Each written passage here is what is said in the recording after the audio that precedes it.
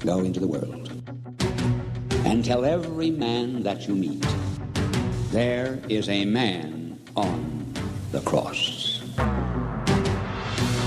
A Catholic Take. What you need to know right now. A bold synthesis of inspiration and information. Keeping you up to date on the news and issues from a courageous Catholic perspective. A Catholic Take with Joe McLean starts now. Praise be to Jesus Christ. Welcome back to A Catholic Take, a bold synthesis of information and inspiration. I'm your host, Joe McLean. So good to be on with you. Praise be to God. Hey, today, you might remember, I remember very, very vividly. Remember back in the day when there was these mandates, and people were losing their jobs if they didn't get their certain jab, and they couldn't talk about it online because they'd get in real trouble. I remember getting in lots of trouble, especially from people like YouTube, for instance. It put me into timeout, threatened to destroy everything if I continued to talk about these things publicly. It was weird times, weren't they? You know, Donald Trump yesterday, when he sort of started to question the narrative a wee bit about the warp speed vax mandates, asking Pfizer to release all the information publicly to put an end to the debate, to the argument about was it good, was it bad? I mean, there was all of those people that sort of died suddenly. There was that. Remember that? All those nightmares. Well, today we're going to be rehashing some of that with Dr. Jose Trasancos, formerly the president of Children of God for Life. He's retired now. But that's an organization that's tried to raise lots of awareness to the connection between unethical vaccines and abortions and other issues. And he and I used to get into a lot of trouble together back in those days. He joins us at 30 past the hour to have a conversation about that today. Also on the team is Stephen Davies. He, his wife, and a third partner, Brian Walsh, are trying to produce a film about the life of Frassati. And he's going to be telling us about his project at 14 past the hour. We'll put links to everything in the show notes for you over at thestationofthecross.com/ACT. By the way, if you are looking to buy or sell a home, you could do us a big favor here because our sponsor, realestateforlife.org, can provide you a great real estate agent. And we get a small piece of the commission once that transaction happens. It's a win-win for everybody involved. So if you're looking to buy or sell a home, consider realestateforlife.org and tell them the Station of the Cross sent you, and then we'll get a little bit of piece of that to help support our ministry here at the Station of the Cross Catholic Media Network. Praise be to God in all things. All right, let's get into it. We have a lot to get to, and we're appreciative that you're going to share us with a friend today. In the name of the Father, the Son, and the Holy Ghost, amen. Remember, O most gracious Virgin Mary, that never was it known that anyone who fled to thy protection, implored thy help, or sought thine intercession was left unaided. Inspired by this confidence, I fly unto thee, O Virgin of Virgins, my mother. To thee do I come, before thee I stand sinful and sorrowful. O Mother of the Word incarnate, despise not my petitions, but in thy mercy hear and answer me. Amen. In the name of the Father, the Son, and the Holy Ghost, and now your saint of the day. Pope St. Pius X, pray for us. Giuseppe Sarto was born in Italy in the year of our Lord 1835, the son of a poor shoemaker. He was consecrated Bishop of Mantua before the age of 50, became a cardinal within a decade, and was elected Pope in 1903, taking the name Pius X. As Pope, he was a zealous reformer, known for his hard line against modernism, which he dubbed the synthesis of all heresies. Pius also promoted a catechism, a revised breviary, and the restoration of Gregorian chant. He decreed an early age of 7 for First Holy Communion, rather than the later age that had long been the custom, and encouraged more frequent and even daily reception of the Blessed Sacrament. Pius also reorganized the Curia and began a commission to codify canon law. Throughout his life, Pius maintained an attitude of simplicity and humility, along with a deep desire for peace. The stress of his active pontificate, exacerbated by a heart attack and the opening salvos of World War I, finally led to his death in the year of our Lord 1914. He is celebrated on August 21st in the modern calendar. For more about this day and others in the Church's calendar, visit thestationofthecross.com/saintsandseasons. Pope St. Pius X, pray for us. And now your headline news. Just the News reports appeals court rules for EPA, allowing cancellation of environmental grants. The D.C. Circuit Court of Appeals yesterday ruled in favor of the Environmental Protection Agency, allowing it to cancel $20 billion in climate grants from the Biden admin. The grant recipients are expected to appeal the decision. U.S. Court of Federal Claims could take at least a year to reach a judgment, though, which some grant recipients claim will be too late, as they will have to close their doors long before then. Fox Biz reports OpenAI rolls out ChatGPT parental controls.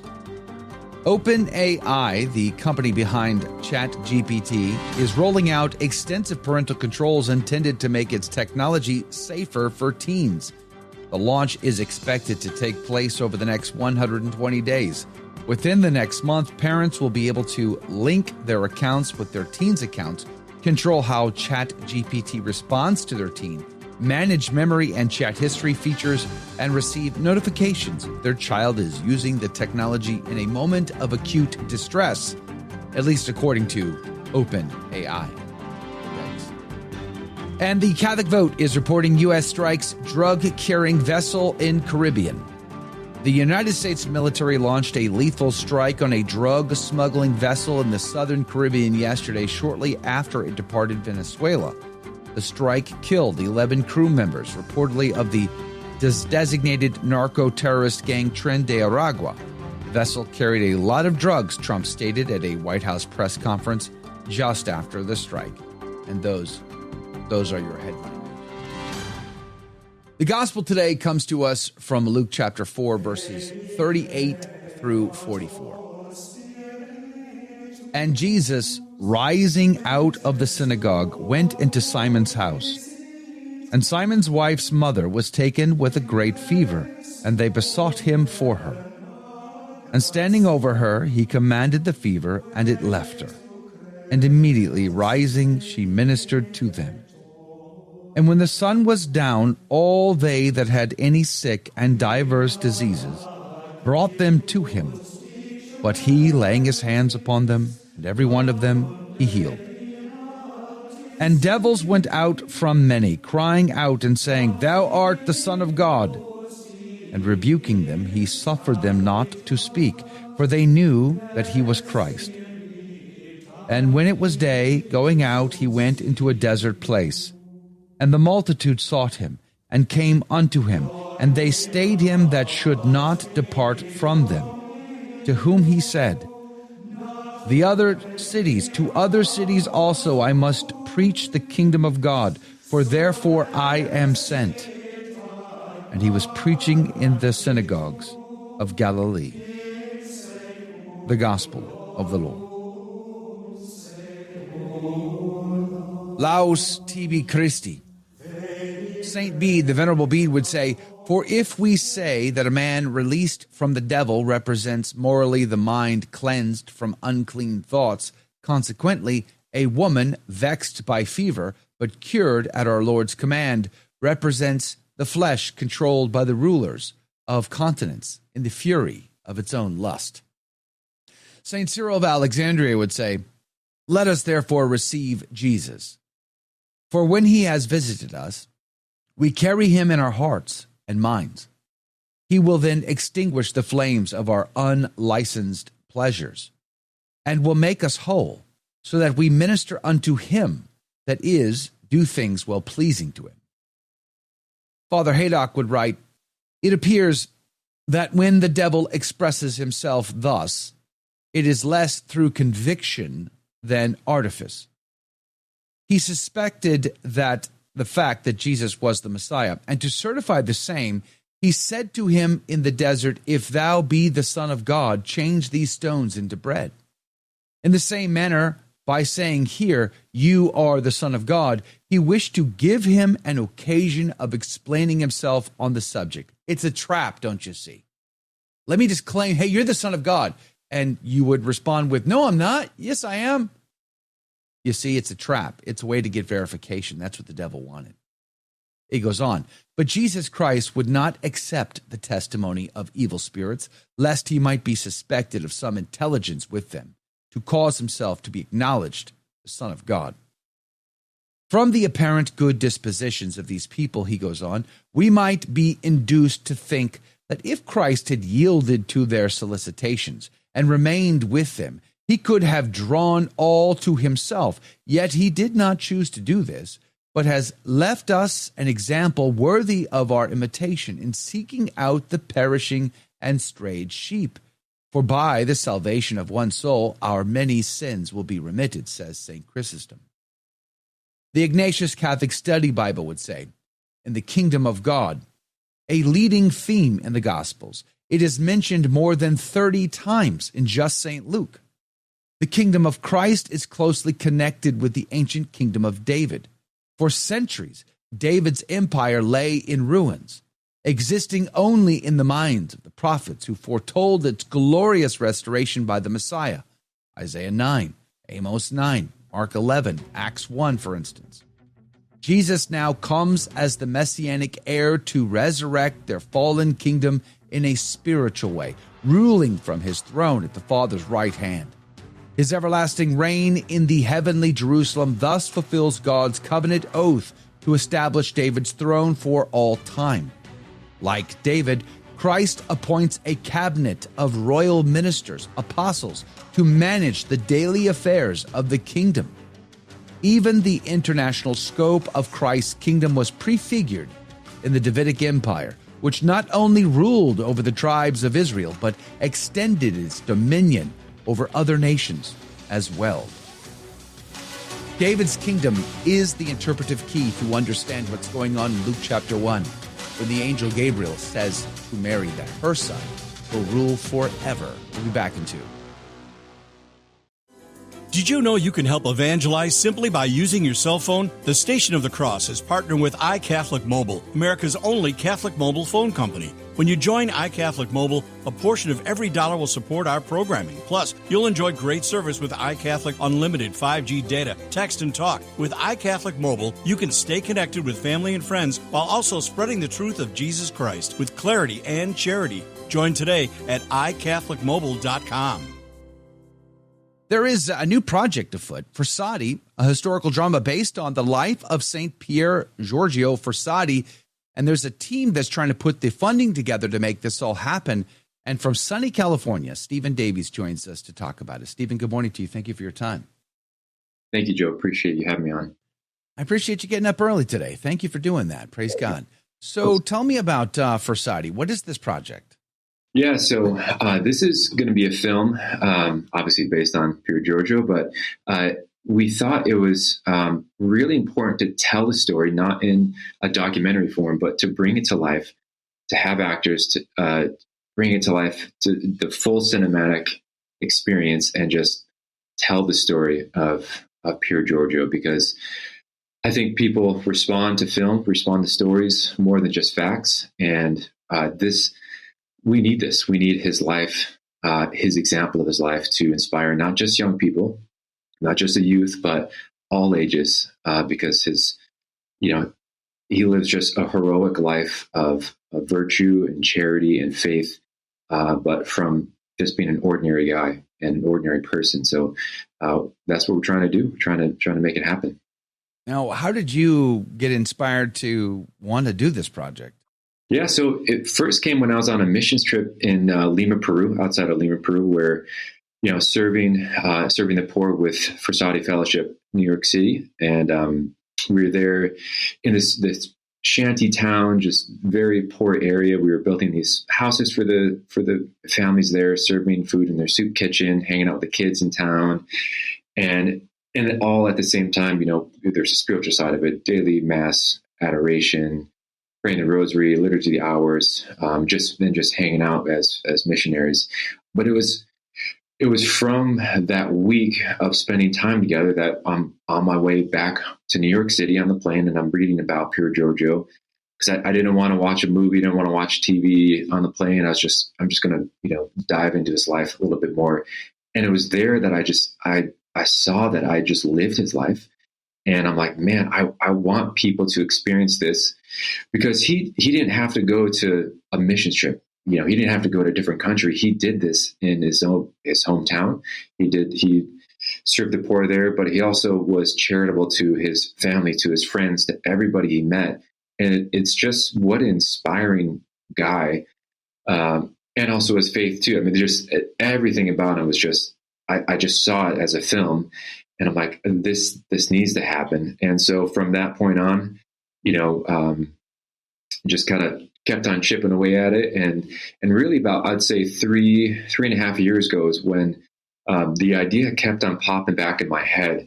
And I was talking to my wife, and I'm like, I think the Holy Spirit is telling us to like really push this forward and make it happen. And so that's when we started to make more concrete steps and, do more research and start to write the script and the story and just really develop it. And here we are now, just, at the final stages, finalizing the script and taking it to that next level. Now, I understand reading from your bios that you and your wife both have an extensive history or and a background in the entertainment business. Can you just tell us about that? Yeah, sure. So my wife she did a lot of acting as a child. So she was in anger management. She was in Disney's Holes, and as well as various other commercials and such. And then when she was, she moved to New York City, and then she pursued musical theater. So she was on Broadway. She was in Les Mis on Broadway. And then once that closed, she went on tour, the national tour with Les Mis, and was Fantine, and she did that for about 6 months. And so she has an extensive history of performing, of acting, and then also writing as well. And for myself, I've been a recording engineer, musician since I was in 7th grade. But it was when I was in New York City there for about 11 years is when I delved into film and TV. And so that's where I really cut my teeth with, sound designing, dialogue editing, mixing for film and TV. And so then moving out to California, doing more of that and working for Warner Brothers TNT Sports, as well as, mixing films for Amazon Prime or Netflix. And so we've each had our own professional experience that has kind of now been directed towards this film. So what does it take to put a project like this together? What are all the basic parts that goes into it? What's the budget look like? Give us a rundown.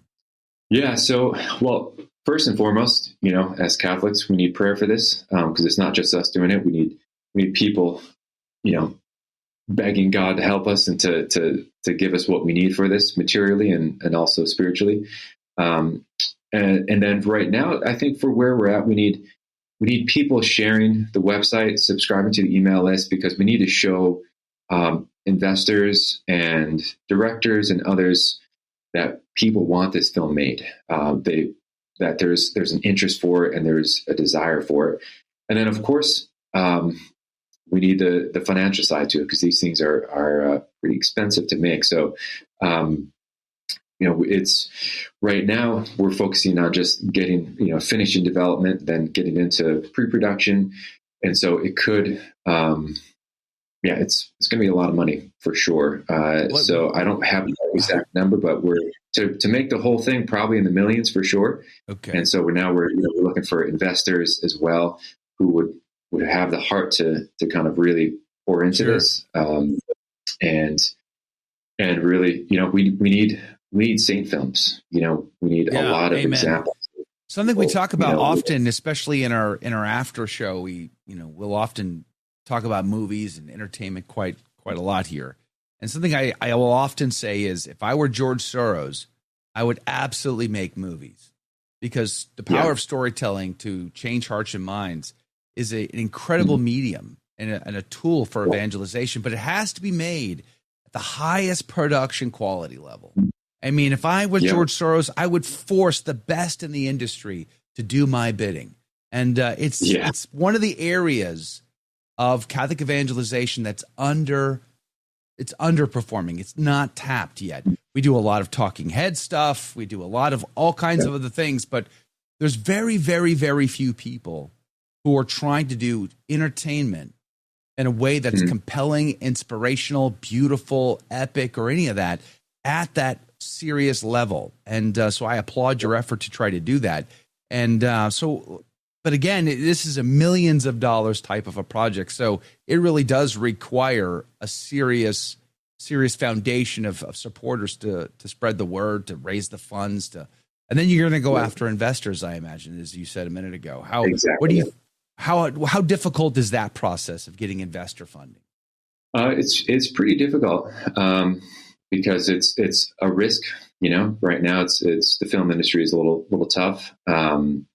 But you look at Angel Studios, look at these other Christian companies who are doing it. I mean, it's out there. People want these types of films. They want good entertainment. I have kids. I would want, something like this for my kids. There's a lot of stuff that you're like, I'm not going to show that to my children. So, but also like any good art, it takes money, it takes talent, it takes people who are willing to take a risk and do it. But it's what really, in the end, gets to people's hearts. I mean, it's what do people quote right now? A lot of they quote movies, So it's like for me. I think of growing up. I think of watching movies with my buddies, and we just quote it, having fun. It's like those are the things that you remember, or you listen to the soundtrack, and then it brings up a certain scene, and like I want that scene to be something that is about Pier Giorgio's life that people can draw on and then be inspired by. So, but it does take it takes a lot of money and a lot of talented people, and so we're praying for both of those, for getting that creative team together and getting investors who want to take a risk and who want to just invest into the culture and to the future of our church, but really for this is a great way, like you're saying, to evangelize. I mean, his story is not just for Catholics, it's not just for Christians, but it's for everyone, because there's it's a human story. He's a good guy,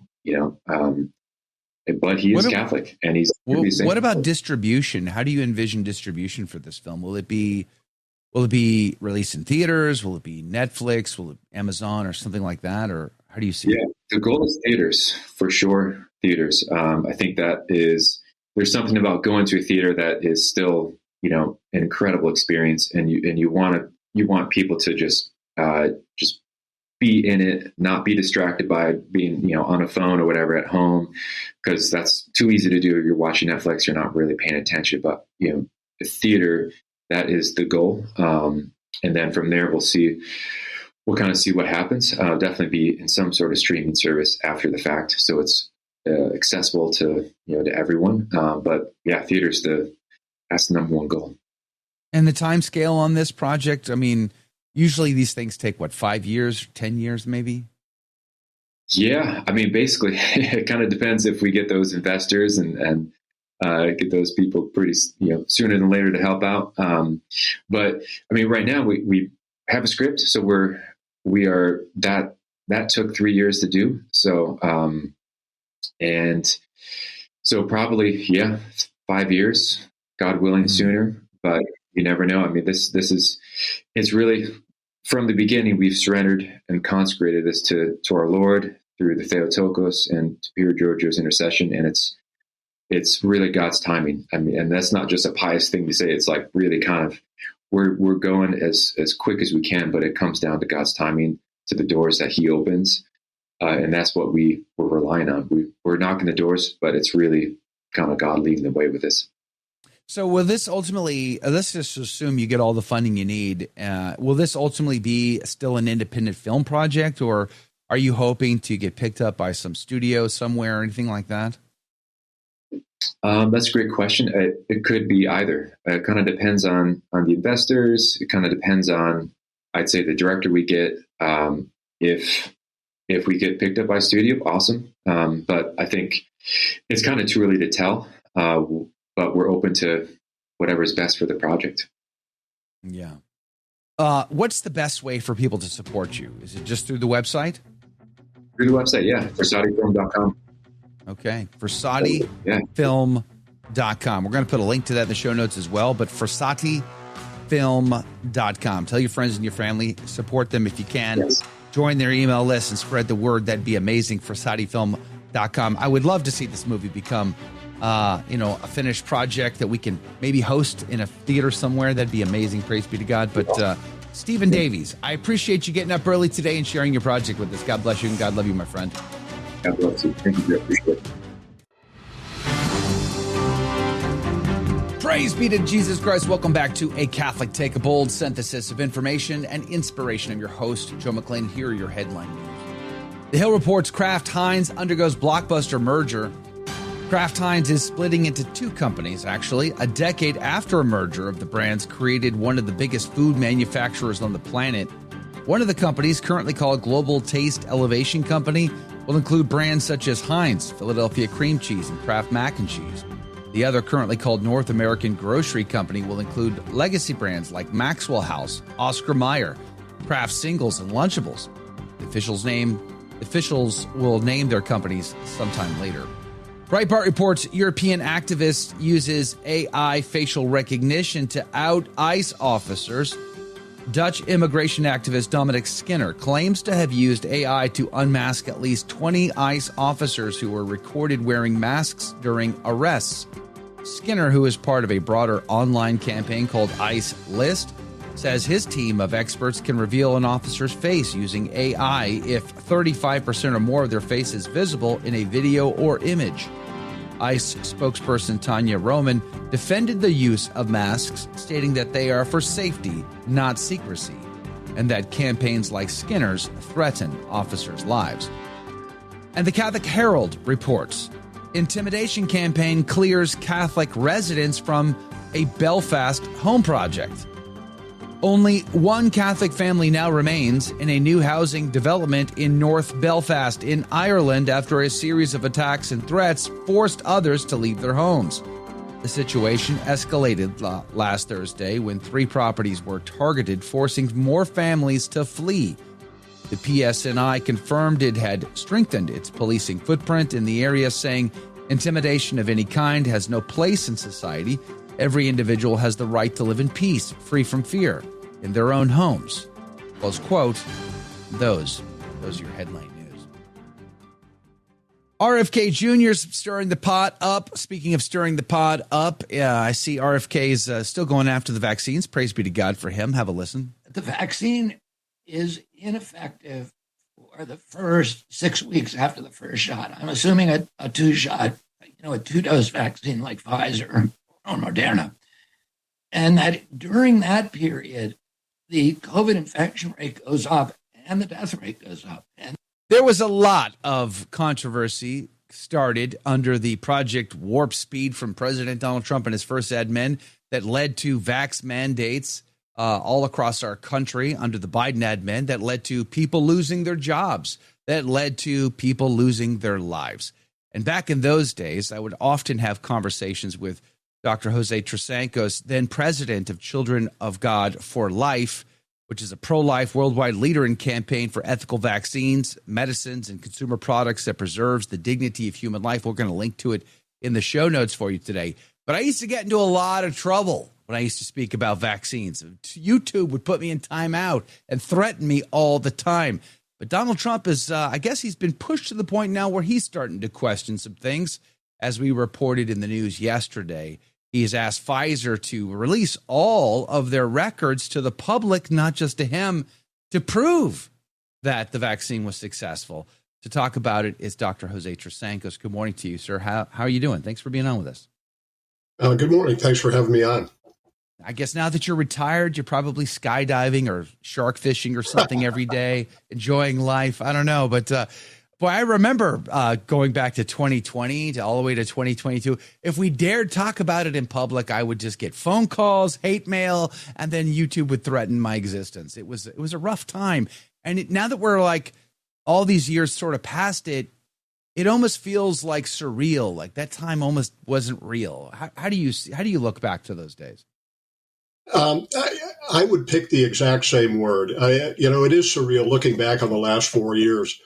And I think, there are a number of facets to this stone. If you look at, from a purely operational perspective, Operation Warp Speed was really kind of remarkable. It galvanized and focused a number of federal agencies and private sectors to produce something in a very brief period of time, and brought it to market. So, from that perspective, one could say that Operation Warp Speed did exactly what President Trump said it was going to do. Now, what it delivered is an entirely different story, and what was done after the vaccines were ready for distribution, those are altogether different things. I noticed in President Trump's social media post that he was calling on Pfizer to release the data. And Pfizer had shared some data with him that was, to paraphrase his words, extremely positive. The funny thing is Pfizer is an organization that wanted 75 years to release all of the clinical data associated with their vaccine production. So, those bridges don't meet in the middle. Right. On one hand, they say that they're being transparent.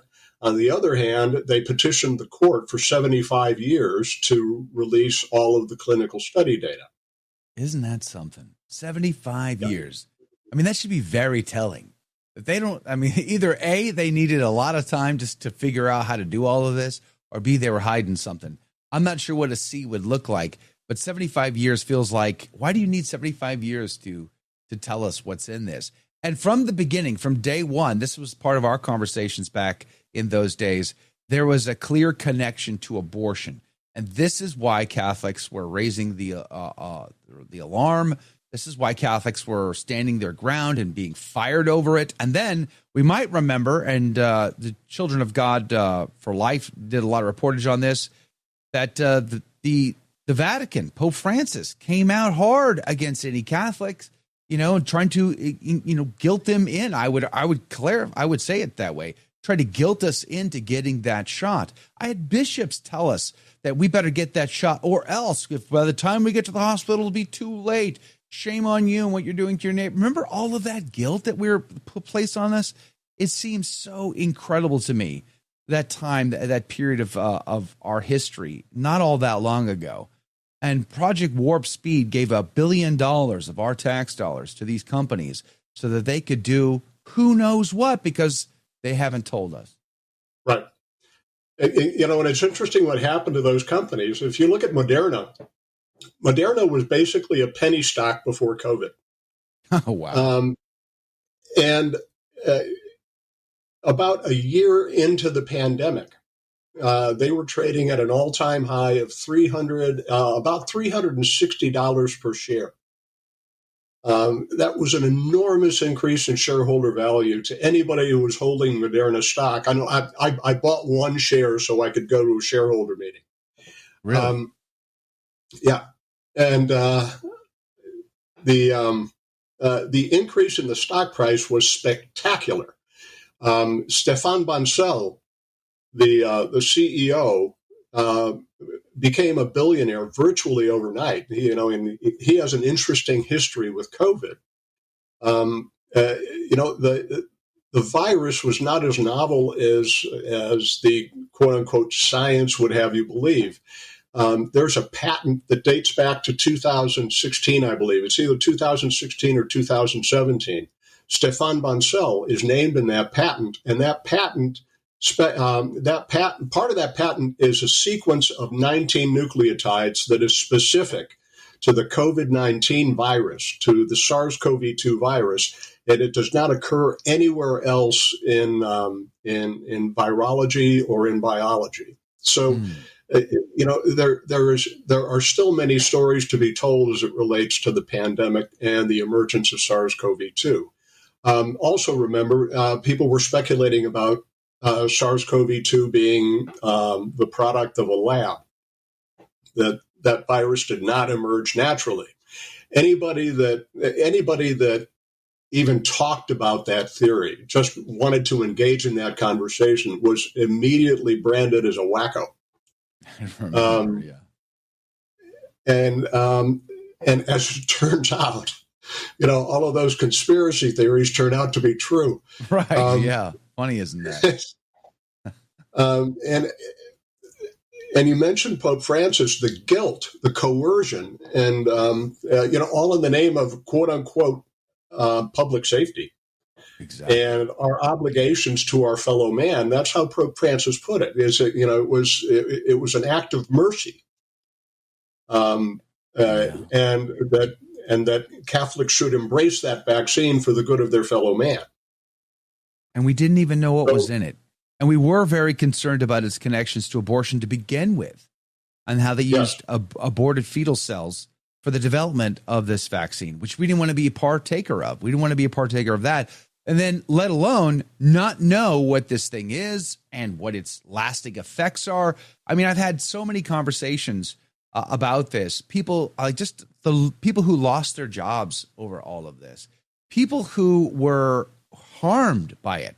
And in the vaccine world, in Big Pharma's world, they limit your ability to sue them if you get harmed by one of their medications, or specifically on vaccinations.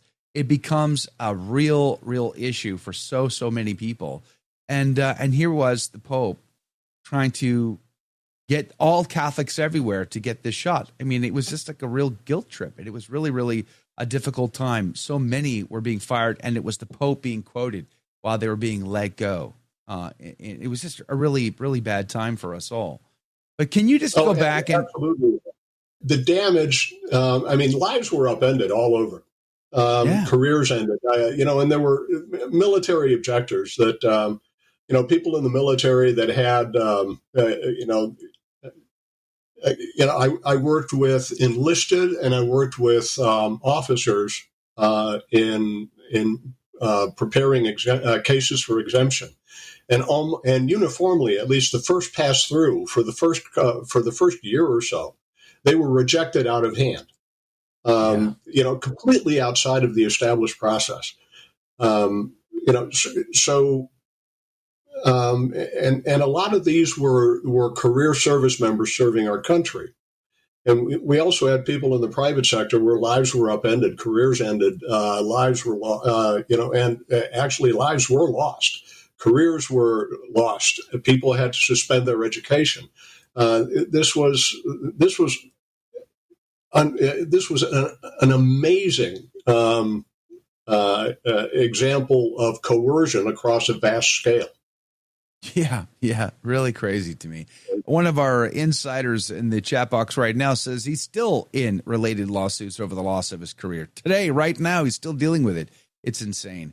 RFK, I played a little clip from RFK earlier. He's an anti-vaxxer. He's been trying to sound the alarm now, and he's been stirring up a lot of trouble over at the CDC. Praise be to God for it too. But he was saying that with the Pfizer vaccine, this two-phase, two-shot dosage thing, he says it's ineffective for 6 weeks, and the infection rate gets higher within that first 6 week period, and death rates go up during that first 6 week period. And then after the second shot, it precipitously drops off incredibly fast as well. So it seems like it's ineffective just on a practical level, let alone going back to what we've already said now a few times, this connection back to the abortion and these fetuses, the cells from these fetuses that were aborted. Can you just give us the moral rundown on that? Because I think it's a good refresher for us today to remind ourselves why we wouldn't want to participate in anything like that. Thank you, iCatholicMobile.com, for your generous support for what we do here at the station of the Cross Catholic Media Network. My family loves our plan. We love the fact that our cell phone carrier is Catholic, and you can check them out online. iCatholicMobile.com, more than just a wireless phone service, 5G, unlimited data plans, all the rest. It's more than that. Praise be to God, they're on the team, and they support us here at the station of the Cross Catholic Media Network. You can find more information at iCatholicMobile.com. We're having a conversation with Dr. Jose Trasancos about Donald Trump. Is he admitting that he was wrong out loud? I don't know. Maybe not. But he says he wants all the records released because if it didn't work, he wants the world to know why not. We've been talking about this with Dr. Jose Trasancos, formerly the president over at Children of God for Life and cogforlife.org. I'll put a link to them in the show notes today. Welcome back. We were just before the break. I cut you off because we were going to break. We're talking about this connection from abortion to the vaccines. Can you just can you give us what does that connection look like? How is that possible? Why is it immoral from a Catholic perspective? Aborted fetal cell lines are very commonly used in the development of pharmaceuticals. And in this case, an aborted fetal cell line, HEK293, and variations of that cell line were on the critical path to validating the vaccine's effectiveness. What they used the aborted fetal cell lines for was to test the response to the vaccine at the cellular level. And these tests are critical in the development cycle. But for the use of the aborted fetal cell lines, these vaccines would not exist. That's my wife and I came up with that test. That but-for test, seems to be a correct way to evaluate the ethical development of a pharmaceutical. But for the use of aborted fetal cell lines, would the drug exist? And in this case, the answer clearly is no. Wow. The exploitation of aborted children was on the critical path for the development of all of the COVID-19 vaccines. Throughout the pandemic, not a single vaccine that was ethically developed was available in the marketplace. They were all compromised. Wow. I know I've got a friend who I've had more than one friend, I think, in this category. I remember hospitals being locked down and patients that were dying of COVID were stuck in the hospital and priests couldn't go to give last rites. And just that this whole, like we talked about in the last segment, this whole sort of this surreal, like just this weird diabolical cloud that hung on planet Earth, and everyone was just in this weird place. Do you think we've learned anything from that? Do you think it's possible that that'll happen again? Some people have speculated that the next pandemic is currently in the planning stages. I think it appears that there were aspects of this pandemic that were very carefully managed. This was not a natural event. And honestly, people watched their loved ones pass away in front of them through a pane of glass. They weren't allowed in the room. Priests weren't allowed to give last rites. But the funny thing is in a lot of those cases, what led to the people's death were the standards of care themselves. Now, early in the pandemic, I don't know. Perhaps you recall the focus on ventilators. Oh, I do. We need more ventilators. We need to build more ventilators and get them to the hospitals to put these people on ventilators. As it turns out, putting somebody on a ventilator, with a severe case of COVID, was the worst thing you could possibly do. Wow. Yeah, I remember. So in and of itself, you can chalk that up to medical misadventure, which, by the way, is the third leading cause of death. But there are a number of different things that related to COVID that are similar, like remdesivir. Remdesivir was also a compromised pharmaceutical. It was developed using aborted fetal cell lines as well. And it was supposedly an antiviral of some great effectiveness. But the funny thing is remdesivir killed people. Many patients that were given remdesivir ultimately succumbed to the drug itself. A number of nurses started calling remdesivir "run, death is near." Whew, ouch. Yes, from a product safety standpoint, the pandemic gets an F. The vaccines had objectively speaking, a horrible safety profile. If you look at VAERS data, VAERS is a reporting database. Vaccine Adverse Event Reporting System is what VAERS stands for. And the COVID-19 vaccines were responsible for over 90% of all of the reports to VAERS since its inception. Wow. Isn't that something? And you remember that the horse drug that everybody, was getting all bent out of ivermectin. Yeah, remember that? I mean, like, you weren't even allowed to talk about ivermectin without getting in trouble. An Uber driver gave me a bad review because I had a positive thing to say about ivermectin. I'm like, shouldn't I be able to talk to my doctor about that? Like, why does it the mainstream media gets to decide whether or not I get to take ivermectin? Like this such bizarre times. Do you think Donald Trump learned anything from that? Do you think this is in his social media post? Do you think that this is him basically saying that perhaps he was misled, misinformed, or whatever? And now, Robert Kennedy seems to be leading the charge within his administration to sort of change that narrative. Do you think Bobby Kennedy's having an impact on him here? Do you think Donald Trump is admitting any wrongdoing on his part or error in his ways? And do you think he'll come out swinging on the opposite direction? Well, I think RFK Jr. is definitely having a positive impact on this, and it's his focus. Excuse me, and that's rooted in his focus on transparency. RFK Jr. wants the truth to come out, and the truth needs to be objective.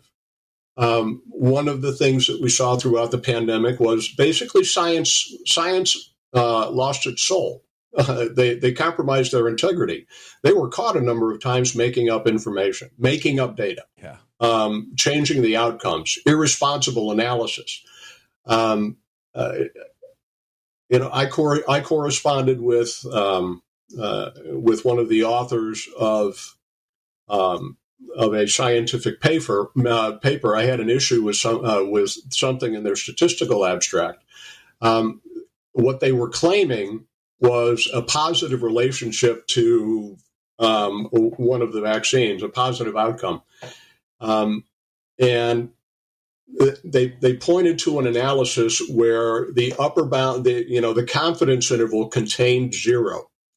If you know anything about statistics, if the upper bound and the lower bound contain 0, you have nothing. Ooh. There is no correlation to be had. But they were pointing to that, saying that was supportive evidence to the use of the drug. And I said, that's irresponsible. And it is. I wasn't flaming anybody with that assessment. So, the truth actually was a victim here. And RFK Jr., yes, I think, is pushing the other way. Let's hope and pray he's successful at getting to the truth of the matter, because the world was hijacked and kidnapped by error. And let's not let that happen again. We're out of time. Dr. Jose Trasancos, really appreciate you being back on. Thanks again for bringing up the old nightmares. Praise be to God. And hopefully we won't get in trouble this time like we did in those days. We'll see you guys right back here tomorrow morning or in the after show for another round of ACT Bingo. And we're back. Welcome to the after show, everyone. Good morning, everybody. Who remembers the nightmares? Or do we just want to forget? Like Pepperidge Farm. I remember. Pepperidge Farm. Yeah. How can you relate the pandemic to Pepperidge Farm? Pepperidge Farm remembers the pandemic. Pepperidge Farm. Mandates, that's like the tin full of food that lasts 22 billion years, right? Like that they used to sell them on infomercials on television. Pepperidge Farm? No, Pepperidge Farm is the cookies. Is it cookies? No, didn't they used to do Pepperidge Farm? Didn't they used to do like meats and cheeses and such in like 10? I think I remember like some sort of. Did they do like containers? I think they did some things. I don't know if they did survival packages. No, it wasn't survival. They sold it as like a No, they just sold it on infomercials on television. Okay, and I just remember I forgot. Yeah, I mean that's great. It was like a selection of specialty meats and cheeses, but they were all like shelf ready for a century or something. Yeah. I don't remember. Anyway, infomercials are funny. I'm getting the wrong kind of remembrance. I will say, Farms. those first couple months of lockdowns were pretty much the best couple months of my life. Why? Because gas was cheap. Gas was super cheap. There was no one else on the roads acting like an idiot, and I was getting paid to sit home and not work. It was paradise. Paradise on earth for a couple months. God help you. And then God help you. Then it all got bad. What you meant to say was you stayed home, but you took that opportunity to build an extension on the home. I took that opportunity to smoke and hang out with friends. Motor. It was great. You cleaned out the closet. You did things that I'm sure I did something mildly productive. But the important part was that I was getting paid to not go to work. It was incredible. No, amazing. It's ridiculous. What are you talking about? No, sir. Hey, good morning, everybody. Jen Nugent, I worked at a hospital during the craziness. That must have been even more crazy, actually. I can't imagine pulling that off. James 16897. Good morning to you. That's Swiss Colony. Joe is thinking. Is it Swiss Colony? It's Pepperidge Farm. Pepperidge Farm. There's surely at this Pepperidge Farm. I'm remembering some weird. I'm getting glimpses of like a weird infomercial in my mind back in the 80s or something. I used to hang out with my grandma and watch it on her TV. Mateus, good morning to you. The toilet paper. Who forgot about the toilet paper? That's so stupid. There's a run on toilet paper. No pun intended. Bizarre things. Like I remember, Joe doesn't watch commercials. Not anymore, but back in those days I did. I remember like I was going hunting for hogs. It was May of 2020, I think it was. Was it May of 20? It was May of 2020. I was going to go hog hunting. And I'm like, I'm going to bring back some hogs. I'm going to need a deep freezer to put those hogs in. And I went looking for a deep freezer, and there were none. I'm like, where are the deep freezers? I'm like, I called up Best Buy. I'm like, how many deep freezers do you have? We don't have any. I go, what do you mean you don't have any? How can you not have a deep freezer? Like, Home Depot, how many you got? Oh, we got none. How do you not have a deep freezer? How are they not just readily available for me to walk in and buy? Is this not capitalism? Like, good grief. What are we talking about here? They were all gone because there was a giant hoard, crazy mentality for toilet paper and deep freezers and I forget what else.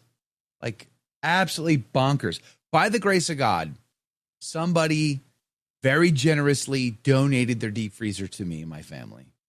Because otherwise, I was going to pay triple the amount and have to drive 5 hours to go pick it up. I was like, this is crazy. What are we doing here? So, by the grace of God, I got a deep freezer out of the deal because somebody was very generous to my family. Sharon, good morning to you. Paul, good morning. Where's the bingo link? I don't know. It's in the chat. It's hard to get good help here, Paul. You see what I'm saying? Because I got a guy who beggars just wants can't to be sit choosers. at home. It's also just linked. Choosers. It's also, Paul, it's also just linked at the top. It's pinned there.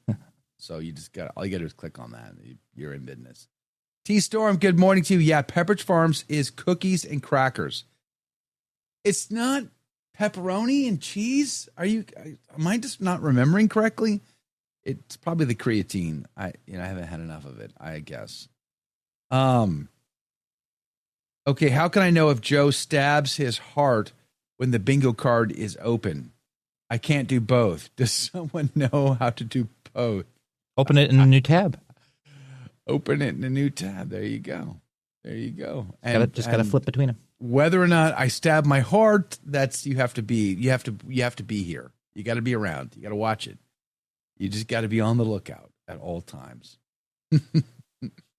We did not run out of toilet paper during COVID, and we never went to the store and throughout the COVID era of lockdown to buy toilet paper because I already had plenty of toilet paper way before COVID ever came up on anybody's radar.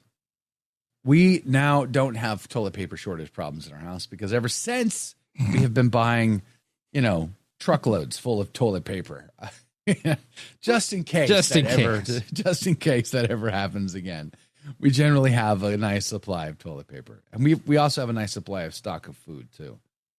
Jerome, good morning to you. What about going to restaurants and nearly everybody masking until it was time to I know. You remember you had to wear your mask to walk in the restaurant, and then you get to your table and you can take them off. I'll never forget, though, trying to fly on an airplane, and they expected us to eat like this.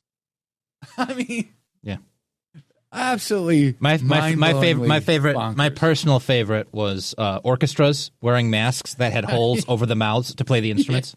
Yes. Amazing, just complete dystopian retardation. It was incredible. It was absolutely incredible. Oh, just mind blowing. I bought a pantyhose. The pantyhose, I forget what they called them, but like it was just basically pantyhose that you put on your face, and to get on the airplane. Yeah, it was Hickory Farms. Liz, thank you. It's not Pepperidge. It's Hickory. You're right. I'm wrong.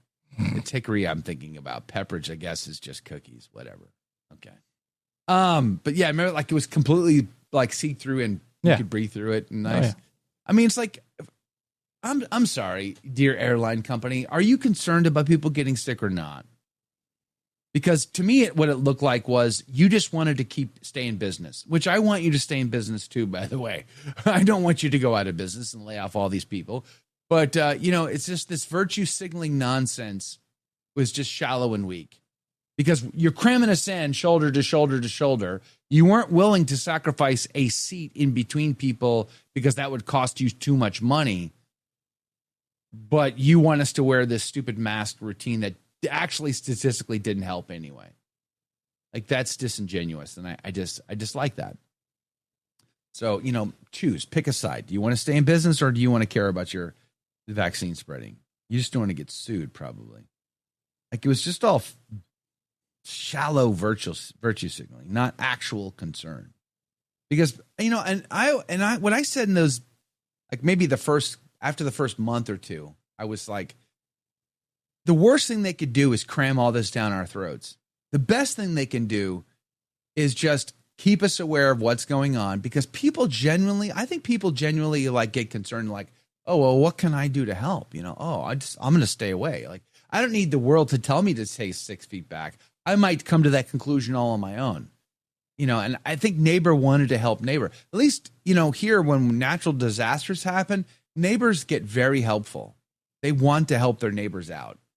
And, but when you were like, well, now we're going to mandate this darn thing, 14 days to slow the spread. Well, now all of a sudden our attitudes changed. And now all of a sudden we were fighting over toilet paper at the grocery store. Absolutely mind blowing. Like it was just the wrong move. Totally the wrong move. Edward Clancy, good morning. Hickory, I know, I'm thinking of KZ too. Yes, you're right. I'm wrong. I was thinking of Hickory Farms and not Pepperidge. Pepperidge Farms obviously is cookies, which is better than pepperoni, generally speaking, but I do like me some pepperoni. Tradish Mom. Oh, I take it back what I said, then must have been Hickory Farms. Yeah, see, I triggered everybody, apparently. Studebaker, good morning to you. Could have been worse, Joe. You could have lived in New York State during... Yeah, I don't understand why you people living in New York State either during those times, to be honest with you. You guys should have, in protest, should have all left and just left your governor there. Why? It's our state, not theirs. Yeah, tell that to your governor. Yeah, I will. She used to be a parishioner at my church. Ouch. That's even worse. Yeah, no kidding. Let's pray for Kathy Hochul to one day become Catholic. Edward Clancy also wonders, when do you think we will recover from the pandemic's impact on society? There are still people masked up in NYC, especially on the subways. There's a term for this. It's called one-shotted. A lot of people got one-shotted by the lockdowns, by the pandemic, by the masks, and they're done. Like they are completely bought into the entire thing. They're going to wear masks until the day they die. It's become a religion. Joey Carter says, I had a Halloween Batman mask as a joke. When they told me to put on a mask, I put that one on. I had a friend who had a big Crusader helmet. He would put that on, just a full head helmet that he would put on. And I had just a little one I had a little mask that kind of looked like Bane's mask from The Dark Knight Rises. What does a Crusader helmet look like? It was just a knight's helmet, Okay. Big metal, but I don't think it was real metal, but it was a big metal looking thing with just a little eye bar. It was great. It was really funny. Cool. They make him wear a mask. He was just walk in with that. No one looked at him man. weird because everyone else was acting like an idiot. So What are you going to do? he was just going to be like, okay, I'm going to wear a Knight's helmet. There we go. I'm just blending in, It was, people. it was great. It was great. That was one of the funniest things I saw. Was his Crusader helmet. Dave's Jew 93, welcome back, says, I pray that Hochul will one day become human. But again, that's just me. Well, one can pray. We can at least do that. Susie, have you guys recovered down there, or are they still arresting single individuals off lonely beaches? Like, what is going on down under? Seriously. It really boggled my mind to see the Australian reaction to the pandemic. It was just above and beyond. Beverly Hamilton, good morning to you. Janice, good morning to you. Janice, thanks again for being on the team. KSB, welcome back. Good morning. Hickory Farms sold summer sausage, not pepperoni. Just say, okay. Oh my gosh, Joe, You're getting more wronger. You're getting more pushback for this than for any vaccine talk. I know. Like, I really triggered this. We finally found a new controversy to take over the Israel-Palestine thing. It's Joe's Pepperidge Farms misremembering. Farms controversy. Pepperidge Farms It's Pepperidge with their Gate. pepperoni. Pepperidge This Gate. is, yeah. Oh, man. Yeah. Sorry, mea culpa, mea maxima culpa. Can we, after the show, Jake, have me fired? And Oh my gosh, you just checked 2 boxes on someone's card with that. Flogged publicly with that one. Mea culpa and have me flogged. That fills 2 boxes.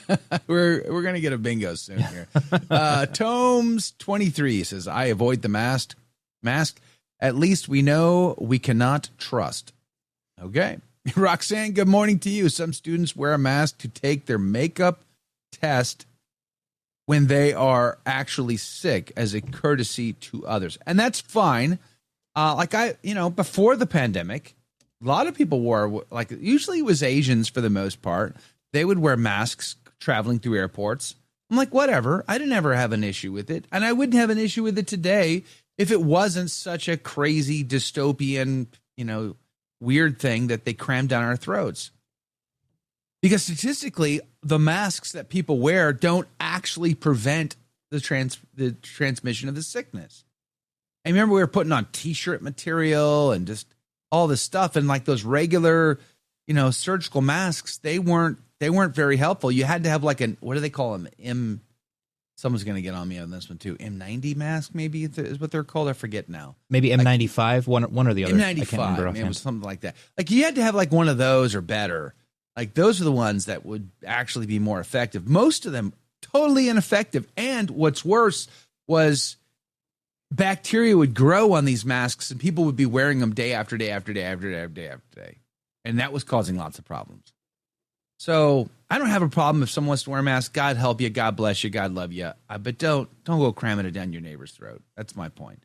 Memento, good morning to you. I keep seeing liberal news talk about the Minneapolis shooter, discussing how they keep saying he was a woman. Yeah, it's pretty sad. I would agree.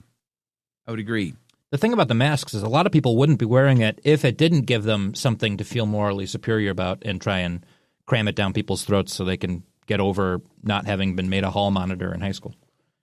They're getting that, frustration out by telling other people what to do.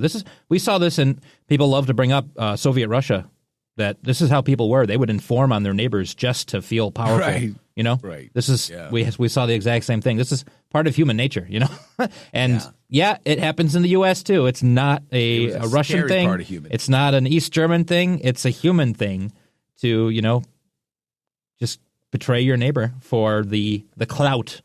The social clout of having, been a good boy and I informed on him, It's just. You say clout or Klaus? Clout. Klaus. Are you talking about Klaus Schwab? Klaus Schwab, yeah. Das ist gut. I remember when those pictures of him. It's good, no? Those pictures of him in the Star Trek villain uniform were going around.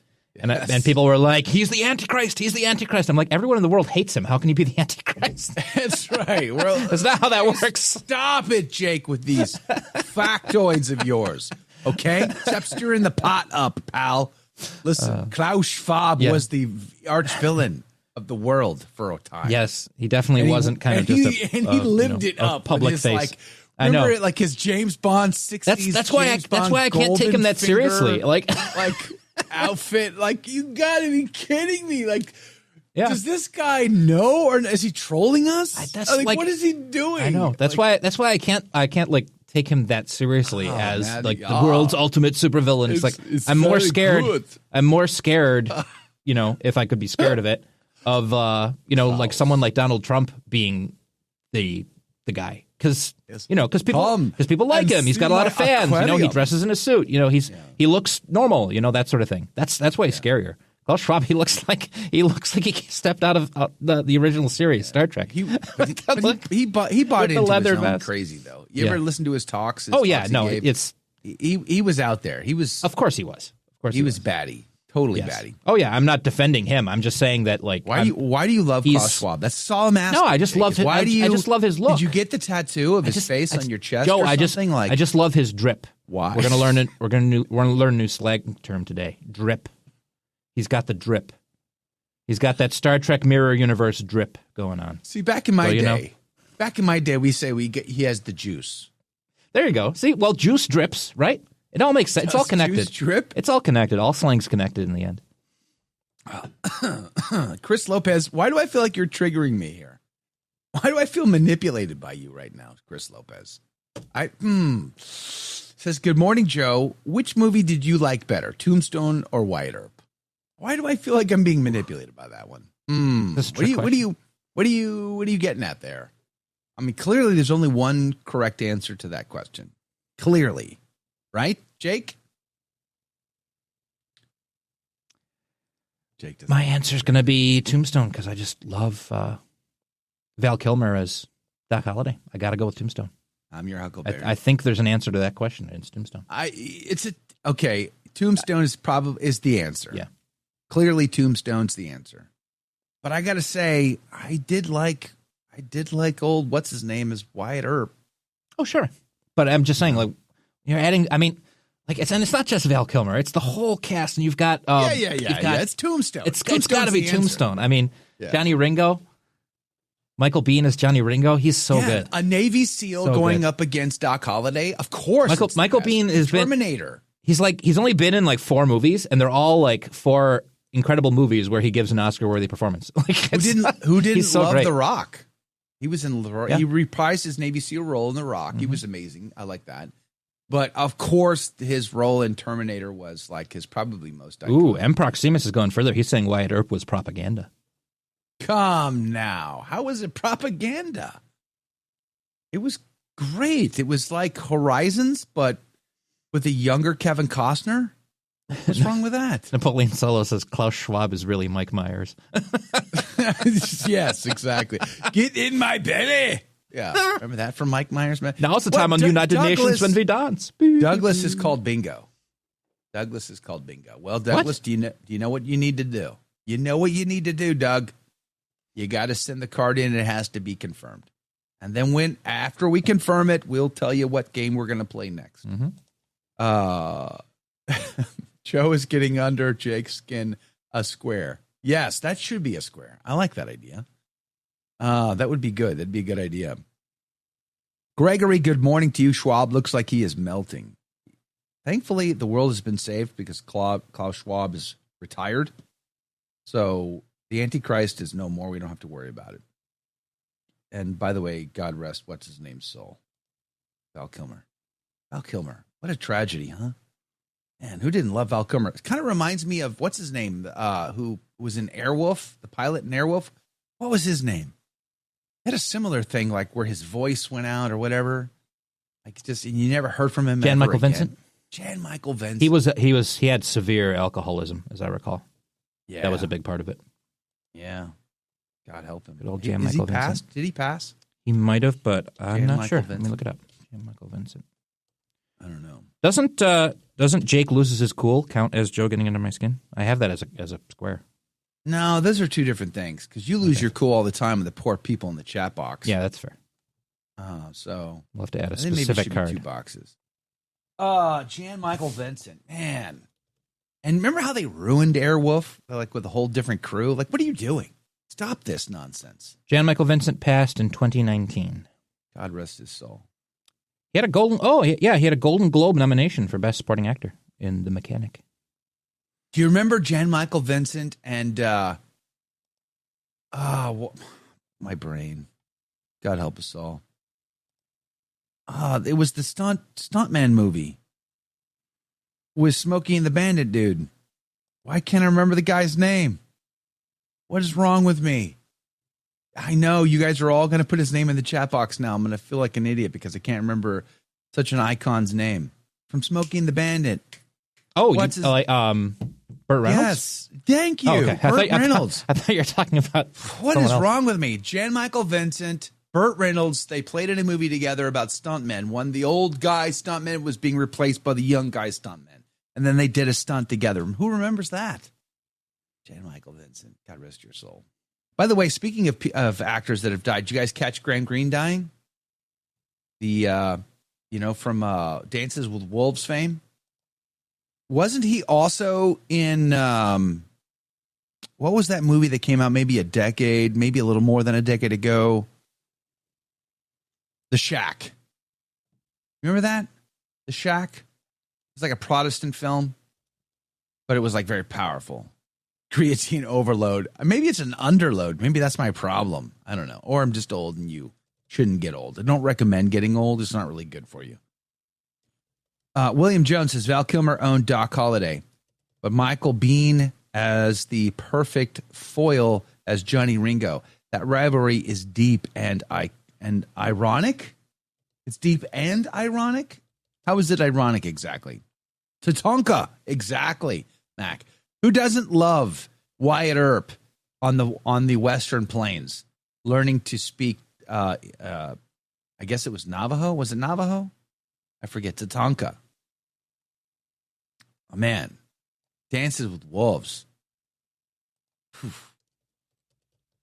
What a movie! Dances with Wolves. What an epic. What's his name? Not Kurt. Why do I want to say Kurt? Man, today I'm out of it. I just remember Dances with Wolves basically being Avatar, but with Indians. Joe getting old is an experiment. Scary. You just remember what? Say that again. I said I just remember Dances with Wolves being Avatar, but with Indians. Kinda, yeah, actually.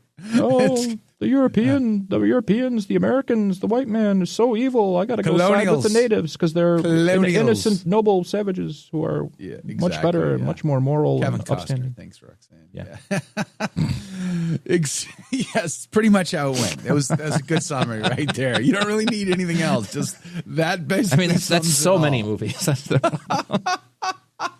That's why Last Mohicans is so much better because it's kind of just like, there's good guys and there's bad guys, and they got along sometimes, right? I love that movie. And they got along. They weren't always killing each other. Yeah, it's like it's just it makes sense. That movie has actual people in it. It's great. Yeah, absolutely. We were watching some of that the other day. As a matter of fact, Last of the Mohicans. Great soundtrack, everything. Yeah, it's a classic. Mm-hmm. What's his name is back though, by the way. Daniel Day-Lewis, who retired from acting, is acting again. Just so you know. So there was that.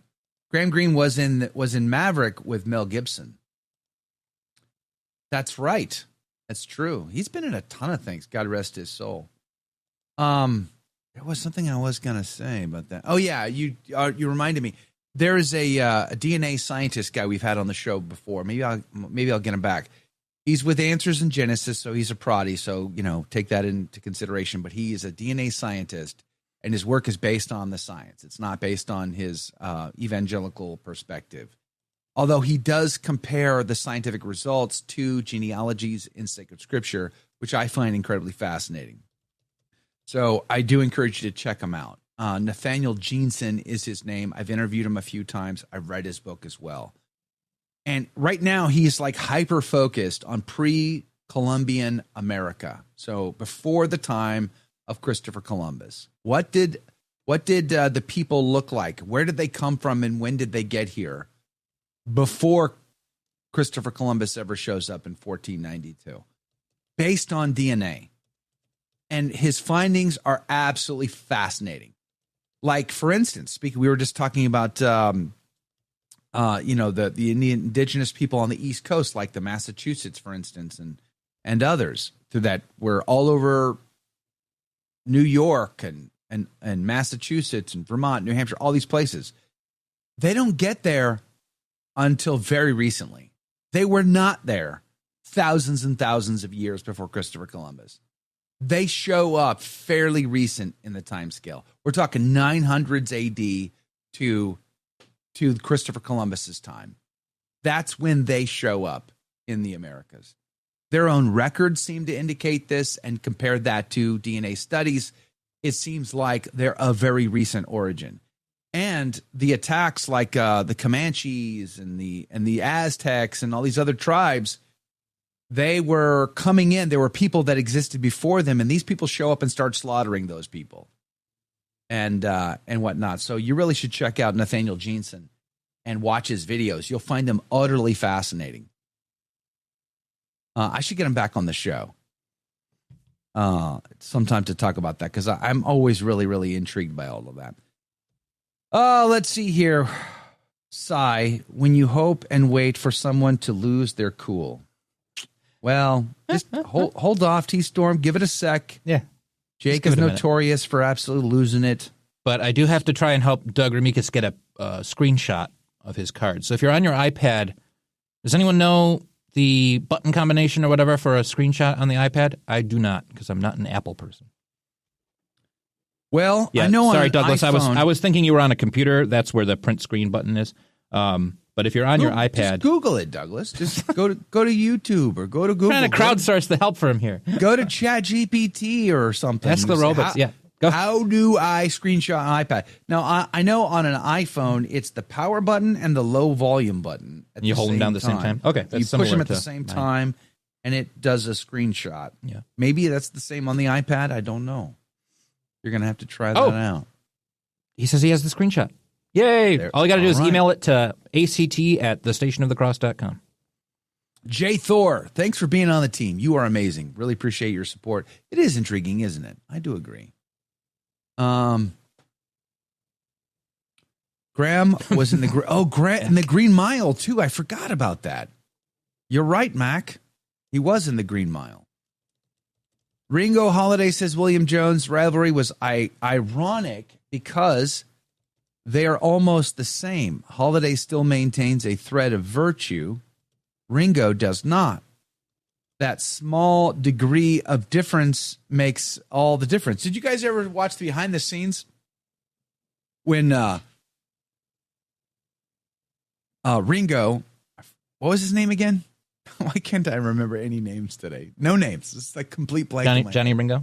Michael Biehn? Yeah, Michael Biehn. Thank you. When Michael Biehn was talking about how he was preparing for his character, and he was learning to spin the pistol, the revolver, whatever. He's spinning that thing all over set all day long, every day. And Val Kilmer's watching him just do this like all day, every day, getting great at it. And he's like, well, how am I supposed to show that up? And then it sort of kind of came to him like on the spot, just to flip the shot glass, just and really mock him. And it was all spontaneous and nobody saw it coming. And so it was like a big hit. It made the film. Mm-hmm. Angelique, good morning to you. Don Paddock, good morning to you.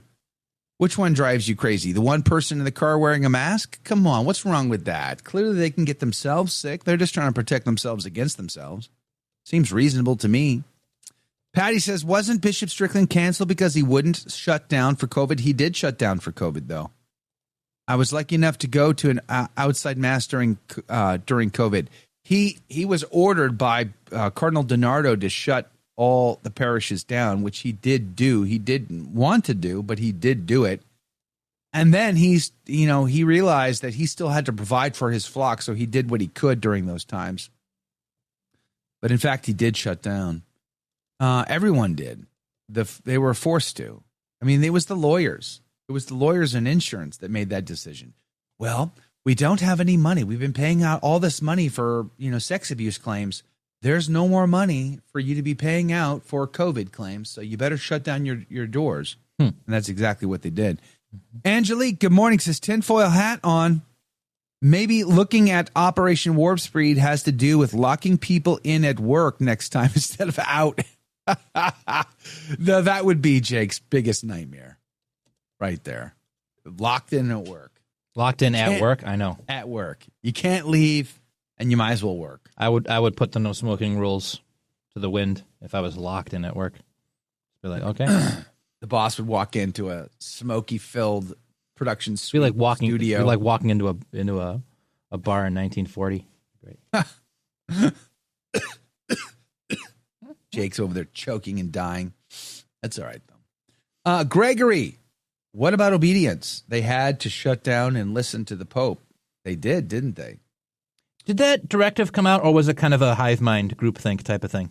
Was there an actual directive that said to shut everything down? Yeah, from the Vatican. I don't know if it was from the Vatican as much as from the federal government. Yeah, that's what I'm saying. It's like what I was told was the someone, I forget which. It's been a while now, and my brain ain't working correctly. So somebody at the federal government level contacted USCCB and told them about the risk. The lawyers that run most of the dioceses basically all got on a phone call and directed bishops to say, here's the risk that you're running. And the decision was made to shut down the doors. I don't know that started with the Vatican. I don't think it did. I mean, it could have been a quiet spread throughout the world, private order directive from Rome. But my impression was that only a few places did it at first, and then kind of the groupthink, the hive mind took over, and obeyed, and everyone just locked down, obeyed what the federal government was saying, shut everything down. So I remember watching the map go black. Rebecca says, I suspect there was something because my bishop held out for so long. My diocese was the last shut down. I thought, was it Michigan's was the last, or was it Beaumont, Texas? I thought Beaumont was the last to shut down, but maybe I'm wrong about that.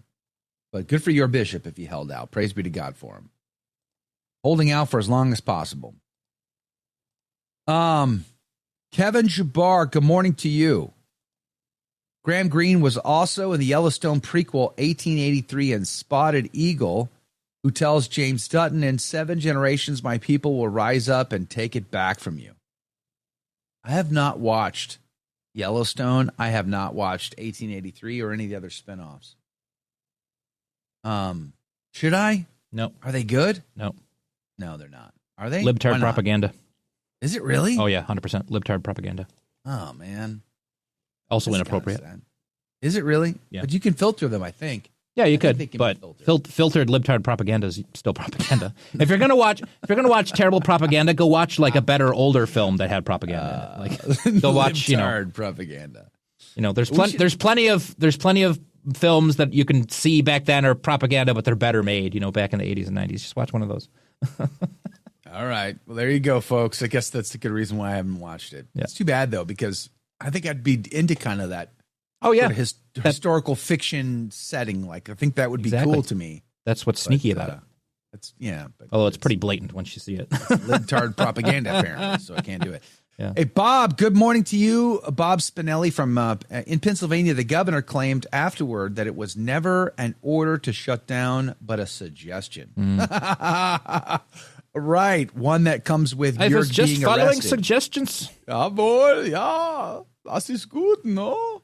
Yeah, exactly, Arleon. I remember the Vatican City Hospital turned sick patients away. Church is a field hospital. I will never forget that. Yeah. And the Swiss guards that got fired, remember them? Didn't get the shot. You got to go. What a crazy time we live in. Jimmy Z, good morning to you. Thanks for hanging out with us again. Ronnie, again, good morning to you. Roxanne, Flyer Dude is back. Good morning to you. They were like dominoes. Yeah, they fell, didn't they? Never have I, Joey Carter. Never have you what? Got the jab? Never have I also. Dama, good morning to you. My daughter was born on March the 10th, 2020. Congratulations, by the way. Could not find trad, Novosordo, or even Byzantine priest who would baptize. Well, how sad is that, huh? Asked about 20. I'll admit, I still have a small chip on my... I bet you do. I can only imagine that you do. How crazy is that, huh? Old Henry. What's Old Henry? Come on, we should watch The Rifleman. That's what we should watch. If we're going to watch good propaganda, we got to watch The Rifleman. All right. Doug has sent in his card, and he's just got them 1, 2, 3, 4, 5. Only 5 marks right down the middle. Okay, and what are they? History rant? No. When did I ever rant about history? Yesterday, apparently, I would guess. What was it? History rant, Jake is a liturgy nerd, free square, Protestant triggers Joe, new slang perplexes Joe. What Protestant triggered me? When was this Protestant triggering? Was this yesterday? I don't know, but the Protestant triggering thing. Okay, I'll give you history rant. I'll give you the free square. Sure, we definitely talked about history yesterday, I think. Okay. I'm pretty sure we had a history rant yesterday. Did we? Yeah. But Protestant triggered. Okay. Oh, Christendom. And Constantine. Wasn't it a Protestant that triggered that? I think something Protestant triggered that. Maybe not a Protestant in the chat, but something Protestant came up and that's why you were ranting, I think. I don't remember that. Doug Remikas, can you remember when you marked that off and explain it? Exactly? Because this sounds familiar now. I think there was a Protestant issue yesterday that set this off. But Joe must have been. Yeah. It must have been on a Monday. Yesterday felt like Monday. This happened on Monday when we were off. Monday, for sure. The Henry. I know what you're referring to, Anthony Abate. That was the one. It was like John Wick, but set in Western time, and that's great. Yeah. Okay. Wonderful. Like the whole John Wick has ruined movies now. Because everything is John Wick these days. Everything is former assassin, former secret agent. That's what happens. Like, come on. I did enjoy clips from that movie, Old Henry. I will give you that. Old Henry wasn't, because I like the fact that it's like what's the other film that's John Wick like? Is it Nobody? Is it called Nobody? I forget now. Yeah, it's with he's just a random guy who gets random upset. Random guy, unassuming. It's just 21st century falling down is all that is. Yeah. We already did that movie. Yeah, we've already done that. John Wick. I mean, like, Keanu, bro, stop making these films, okay? Just like, you did it. It's great. They're popular. I'm glad. Popular, but what happens? We got to move on from it now. It's like Tookens with Liam Neeson's. Oh, yeah, exactly. The first one, good, great.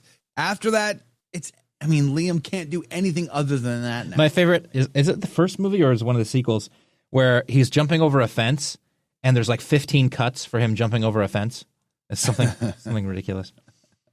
Hey, did we say Doug got it right? Did we declare bingo or what? He's claiming he got it right. He says yesterday that you were triggered by a Protestant.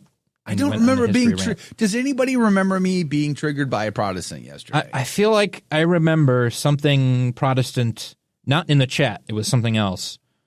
It was like an external Protestant trigger. That seems familiar to me, but I can't remember exactly. I remember being triggered yesterday. I might have mentioned something about Protestants. There was one reference yesterday in the interview itself. Our guest, Mark, brought up reading the Bible. And he made a little quip about, sorry to read the Bible, like it was a joke. Yeah. And I'm like, it's our Bible. It's fine. It doesn't belong to the Protestants. It belongs to us. Yeah. I made that joke, but that's not the same thing as being triggered by a Protestant because Mark's not Protestant. Mm-hmm. I don't know that counts, Doug. We're going to need to vote on this. He just went through all this work to get the screenshot. I know, and I feel bad for him, but it doesn't count. I don't think it... I don't know that counts. I do find it. We need a vote here. We need. I remember. How many something... people want to give it to Doug? Just raise your hand. Let me know if you want to just give it to Doug, and we'll play another game. I remember something Protestant coming up in the after show yesterday relating to history, and I thought it was what helped trigger your history rant. You went on a whole long spiel about something historical. I was talking about the little girl with the axe. In the after show I was talking about how she's the poster child for Scotland now. No, I thought near the end of the after show yesterday you went on a bit of a history tangent. No, I did the whole Constantine in UK thing. That was the history thing. That was because of the girl with the axe and the blue face paint and freedom. Not that it matters anything because democracy and suffrage are bunk, but everyone is voting to just give it to Doug. Okay. Congratulations, Doug. You won. You see how the audience, the community loves you, Doug? They love you. Arleon says you're perpetually Protestant triggered anyway. What? That doesn't count. I am No. not. That's not true. That is not true. I have lots of Protestants in my family that I love because I'm required to love them. But anyway, hey, Tradish Mom says, I just told my husband, you know who passed away? That actor who played the Native American in every movie. And he knew exactly who I was talking about. How? Come on. What about Wesley? Wesley, what's his name? Yeah, Wes Studi. Wes Studi, yes. I would have thought Wes Studi would have been that guy. Magwase. Understand English very well. I'm just, like he was in the Navy. So good. Wes Studi. So good. I remember You should have been in more with him. He's a very fascinating guy, Wes Studi. Caleb, are we relying on Joe's creatine-stimulated memory for the bingo game? All right, what game are we going to play now? Doug, congratulations. You're the winner. You need to give me your address so that I can mail you stuff. Okay, Well, I still owe Liz Finch her package, and I'll get Doug's package out as well. But we need to decide. Are we going to do Four Corners? Or are we going to do Blackout? I say we do Blackout. Oh, my goodness. Sci-Fi Mike sent in his bingo card, and he actually has citations for everything he put. Did Sci-Fi call bingo? Do we have competitors? His email came in 4 minutes after the other one. Oh. Yeah. All right, Sci-Fi, I need you to go meet up with Doug. You two are going to have to do rock, paper, scissors. He has citations. What are his? Terrible Impression, Mea Culpa, Jake Pope-splains, 70s reference, and When I'm Elected Holy Roman Emperor. Did I ever bring up Holy Roman Emperor? Pretty sure you did yesterday. No way. This is the second day of the week. How is it possible we've gone through all these so far? Joe, you've hit like 15 of them just in this after show. All anyone needs is one that's in order. No. Stop it. I feel like you guys are you just want stuff. You just want the bread. You just want your emperor to cast out bread to you. That's all you're asking for. How do we handle that then? I mean, technically he was not as fast as Doug was. Yeah.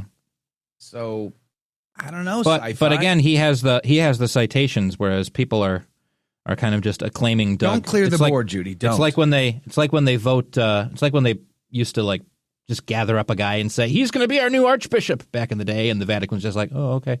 That's basically what they did to Doug. Fight Doug after school. We don't want to encourage any violence. Me and Sci-Fi Mike down in the schoolyard. That's right. Yeah. Sci-Fi's from Rochester. He probably doesn't fight clean. I'm just gonna be honest with you. Okay, all those garbage plates.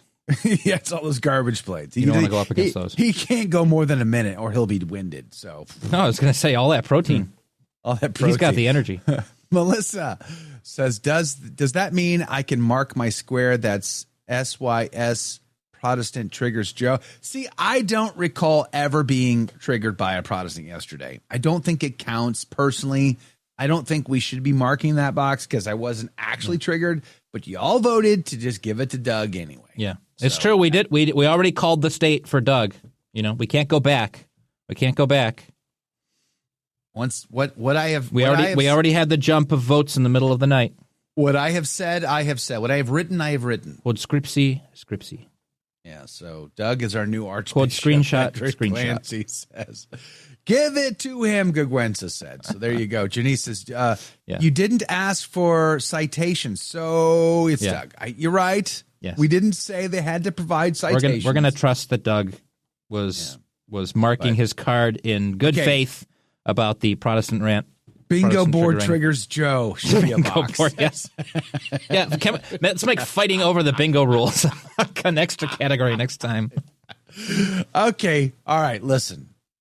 You're right. We didn't specify. Should we? Before we move forward, do we need to have citations to prove the card? Because honestly, this was a gimme for Doug. I don't think I was triggered. I don't think it counts. But we're going to give it to him. Because that's the kind of people we are here at this community. Yeah, going forward, do we need citations? Do we need citations? Let's make people work extra hard for their fun. Sci-Fi Mike went through the effort, and he wasn't even asked. He did. I know. He wasn't asked. So, Sci-Fi, send me your address. I'll mail you a prize as well. So that's we got Liz, we got Doug, we got Sci-Fi. Okay. But moving forward, write notations. Like, let us know. Like, give us a clue, because I'm going to say that the next time we have one in question, and I'm like, there's no way I did that, or that was said, or whatever, then I don't think we're going to. We need to Olympic style make a judgment call on some things, Yeah. Just in case. So, how about we avoid it? Write the notations. Like what? What if I make a Star Wars reference and someone says, "Oh, that was a '70s reference because Star Wars came out in 1977," and actually I was referring to the Phantom Menace, Star Wars. We the need Phantom written Menace, rules. Which is a 1999 reference. So T-Storm's right. I think we need. Sometimes it's a judgment call. Jake, we need you to add the rules to the landing page. We need the ACT bingo rules written down in stone, so that we can avoid. By the way, I do it conflict. Since we did have a bingo. Got to ring the bell. Hey, you've got sound effects. Oh yeah, neat. Yeah, mine are analog. Oh wow, that's a real bell. Fancy. I don't know what else I have. Okay, that's kind of cool. Not as cool. No, I already did that one. No, I guess I don't. That's the extent. You need to start playing the crickets every time I make a joke. Testing. I like this. This is called not. No. I'm sorry, this is not working. Wait. My goodness, we have Tim Curry from Legend is with us. What was it like going up against Tom Cruise in short shorts? How do I Okay, there we go. Sorry. I don't have a bell. Let's get some Tangerine Dream on the show. All right, so we're going to play Blackout. Keep your cards. Don't get rid of them. Don't clear the deck. Keep them right the way they are. And we're going to play Blackout. First one to Blackout is the next winner on the card that you have now. After that, we'll start over with new cards. That sound like a fair deal? First one to Blackout wins? Yes. Well, I'm going to the pub tonight, so that's good news for me. Yikes. Cigar mode.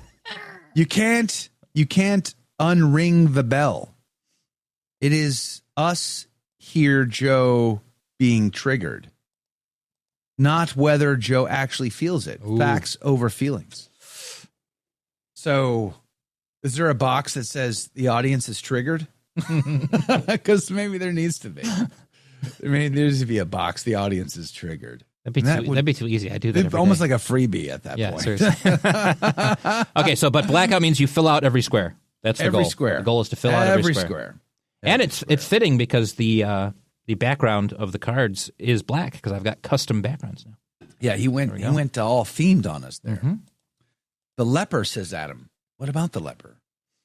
Citation and timestamp so they can replay the tape. I don't know how far we want to go down that. We don't need to say. Honestly, if it's just a description of when it happened, that'll usually jog our memory. I mean, that when Sci-Fi Mike was describing the things in the email, those clued me into what he was referring to. Dave Stew 93 says no citations. I barely listen to you as it is.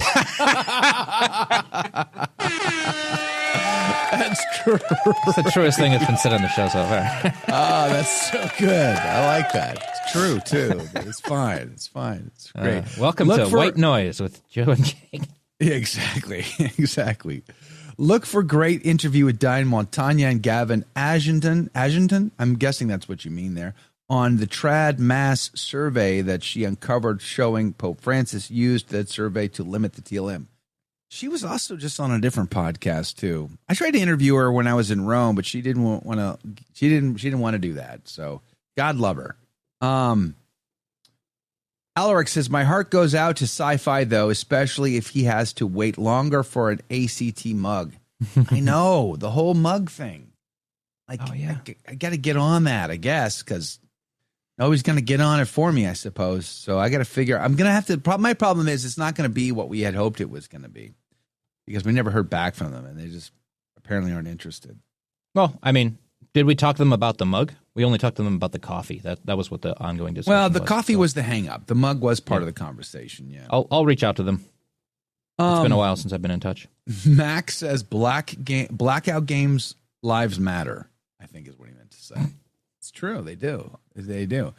What's our tee time? How many people play golf? How many people want to play golf? Do you want to do an ACT golf tournament? How cool would that be? I don't play golf, actually. I haven't played golf in many, many years, but it would be fun to try again.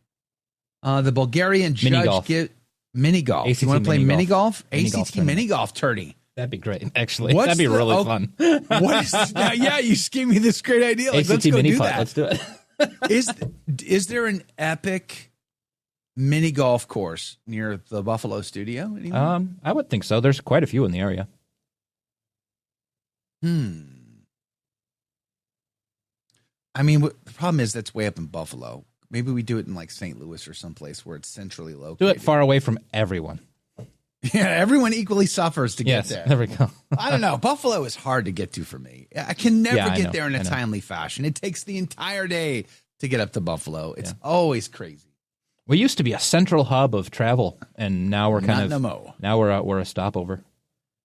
Yeah, it is too bad. But wouldn't that be fun? A mini golf tournament, ACT. Nobody does That would be mini great. golf. They do golf tournaments, but a mini golf tournament would be a really great time. It'd be fun to do. I wouldn't mind putting that together, figuring that out. Maybe like an ACT conference with a mini golf element. Maybe we do like a 1 day get together, family gathering, community gathering someplace. You know, we'll have food and some talks and some folk music and a mini golf tourney. I think that would be a great time, actually. It'd be a fun time to do. Female Casey Royals fan from Nebraska. Supich is like 76 years old. He should have resigned by now. Didn't he submit his letter? And He did. It's kind You of have to. it's one of those things where Rome is just ignoring it. Yeah.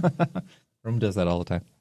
Unfortunately. I'm never sure. I'm honestly never sure when it's when Rome is willfully ignoring it and when it's just like sitting in someone's mailbox because it's time for repose. I have my espresso. Gotta go take my break. I've been at work for 1 hour. I need to go take my break. You should live in Italy. You'd like it there. Oh, You'd love it there. Don't get me started. Smoke breaks, coffee breaks, breaks, afternoon siestas. The office is open from 1 to 2. 1 to 1:15. The life.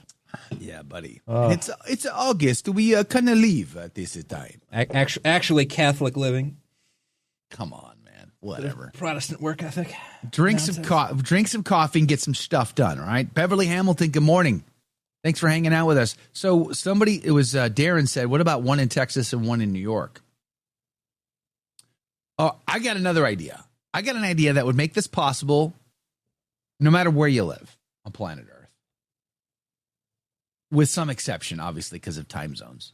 Now that's a curveball in my brain I just thought of. What if we did a virtual mini golf tournament where we're all playing mini golf at the same time somewhere on planet Earth and we're connected by like a Zoom chat or something? I was thinking that. That could only go well. That would be clunky and messy and probably not really going to work, but kind of fun to try, wouldn't it? Now you say coffee, says Janice. Well, if you live in this United States, it would be possible. Because there's, California to New York, there's definitely a big time span there. But, so Californians are playing first thing in the morning and New Yorkers are playing late afternoon. And everybody in between is middle of the day. No problem. Problem is going to be Europe. Europe is going to be 6 hours ahead of that. So, what time do mini golf places close over there? I don't know. I was like, it might be dark at night. And of course, it's 10 p.m. in Australia.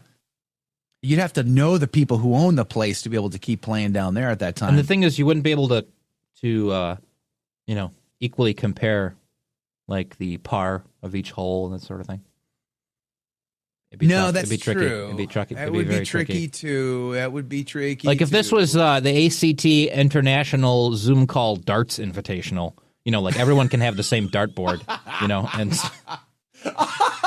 I just had this crazy image in my head about some potbelly dude with a big thick mustache with a beer in his hand going, "Hey, is this the ACT Dart Invitational by Zoom?" Where's the I got to show you the Smith and Jones dart clip. You ever seen that sketch? Smith and Jones darts sketch? No. They used to have darts on TV in the UK all the time in the 70s. Alberto can back me up on this. They used to have darts, and basically everyone was just drinking nonstop during the darts tournaments until I think the BBC made them stop doing that, or whoever it was, ITV, whatever it was. But this the Smith and Jones sketch, they're playing darts. They're not even throwing any darts. They're just drinking. Yeah, they're just exactly. I mean, I don't play darts. I don't know how to play darts. I mean, mini golf I could swing, but darts, I'm not sure how I would do in that. Beverly says it's 12:52 a.m. in New Zealand right now. Beverly, you need to get some rest. I mean, like, come now. Yeah, exactly. These guys are exactly who I had in my mind for a darts invitational. The best Zoom fax pass was when people accidentally put characters over their faces and didn't know it couldn't change it. Talking about back in the day during the pandemic and everybody started Zooming for the first time. Yeah, those are crazy. Dolan's letters have been sitting in someone's box for a while too, Improxima says. Yeah, buddy. Obviously, darts would be a lot easier to pull off for everybody, no matter where they're at on planet Earth. That's for sure. Or we could do, I got another one. We could do, what do you call it? The bean bags into the hole in the board? Cornhole. We could do a cornhole. Yeah, I got cornhole boards in my garage, actually. Mm-hmm. So we could do a cornhole tourney via Zoom anywhere on planet Earth. This way, nobody has to travel, stay in a hotel, eat terrible food, drink. Susie just gave me a great idea. She says her sister's sister-in-law owned a golf course. They were playing in the dark. Absolutely hilarious fun. Imagine, you know how they have midnight bowling? Imagine midnight mini putt where everything's like lit up neon. You've got glowing golf balls putting around. That would be cool. Wouldn't that be sweet? That would be cool. I would actually like to do that. That'd be a great idea. And a golf course would be pretty epic. It would be cool if too. you could actually be a little see harder the though. ball. Yeah, it would have to be glowing pretty brightly. Pretty brightly, yeah. You'd lose it easily. That's why I think mini putt would be a little more, and you could bring kids and that sort of thing. And it would be fun. Midnight bowling. Whole family fun, yeah. Mm-hmm. So it'd be great. I don't know. That'd be fun to do. Like an ACT conference / meetup / barbecue folk dance fun. Yeah. Mini golf tourney with prizes. Like maybe give away a Honda or I don't know, a Tundra or something. Can we get a sponsor to give us even a Honda requires George Soros money these days. I want the truck to be sitting on the course, just like at a regular golf tourney. Yeah. Like you're gonna win this. If you get a hole in one, you win that. Like something like that. Yeah, and it turns out it's just a little die-cast one, but yeah. Maybe I go on Turo and rent the car and put it there. You can order one from Temu. and then just give the car away. Like, here you go. Like, you won. Congratulations. You got a hole in one. Could you imagine? That would be amazing. I would love to do something like that. That's a lot of work, though, to be honest with you. It feels like a lot of work to pull all of that off. It does. But it would be great to do a big meetup. I think it makes sense to kind of do it in Buffalo since that's our base of operations, but it's just not centrally located is the only downside. I mean, it's centrally located for a lot of our overall listeners, I would say, but ACT has a big, wide range of listeners. So yeah, and we did have a great conference. Our 25-year conference at Niagara Falls was pretty amazing, actually. Mm-hmm. Great crowd, great, wonderful show, but that was a lot of money and tremendous amounts of planning. So this would have to be something different from that. Because we're not. What's our budget? I don't know, $0. I mean, it's just not quite the same. Not quite the same. Everyone show up at the same place and expect to pay your own bill. That's kind of what it would have to probably be, if we're being honest with you. But if I were George Soros, though, I'd pay for all of you to go. Yeah, of course, 100%, all of you, and we do it in Scotland at Duart Castle. Yes, that's where we would do it. Beverly says, Joe, yes, regarding sleep. Tournament. My body clock is all out of whack. You need to go to bed. We do need Policicho to come in on the chat. He's not done that. You know why? Because he knows ACT Bingo is being played, and he doesn't want his name being called out. That's why. That's why right there. So maybe I'll text him tomorrow, and he can join the show. We'll see what he says. But God love you guys. I still have to figure out what the show tomorrow is going to be about. That's still on my agenda to do today. We have Brent Haynes, of course, coming. Dr. Stein's back on Friday. And I'm still working on some other things for the show this week. But Ursula, good morning to you. Thanks for hanging out again, Ursula. Great to see you in the chat box. Good morning, everybody. Edward Clancy says, hire midgets like this, like in This Is Spinal Tap. What? For the mini golf tour? For the mini golf tour tournament? Yikes. I'd probably get a call from somebody, some organization telling me I'm a horrible person if I did that. So much fun, Jake, looking for golf ball with a beer in his hand. Probably Susie, right? And the pipe hanging out of his mouth. Let's not forget that. Mm-hmm. Harrisburg. What about it? March for Life? Pennsylvania March for Life, September 22nd. September 22nd. It's also, that's close to Gettysburg, right? You know what we ought to do? Let's do a history conference on the Civil War, on the war betwixt the states. Is it okay if we give pro-positive Confederate talks at Gettysburg? Would they allow for that, or would they kick us out? I'm curious.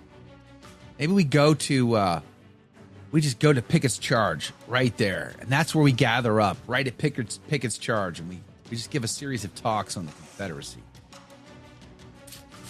On Long Street. We should have an ACT himself. Insiders charge up the same hill. Yes, we could all charge the field. That would be so much fun to do, and my kids would absolutely be mind blown with all of that. Anyway, God bless you all. Thanks for having a laugh. Thanks for having fun. Congratulations, Doug and Sci-Fi, and we'll see you guys tomorrow morning.